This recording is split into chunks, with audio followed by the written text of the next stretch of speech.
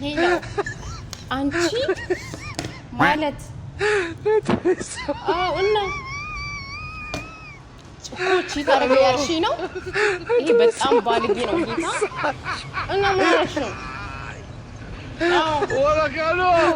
እኔማ እንሰራለታለን ዝም ብለ እኮ እሺ ታረጋ በቃ ችግር የለውም እና ምሳ በላሽ እኔማ ምሳዬ የበላው ነው የሆነ ቦታ ገብቼ ወራካሎ የበላው ነው ችግር የለውም ስለሱ ብሎ ነው ያጣይ ችግር ይሰራለታል ዝም ብለ ለዚህ ብለሽ ልታለቅሽ ብቻ ማለት ነው እንዳታለቅሽ በቃሽ በቃ ችግር የለውም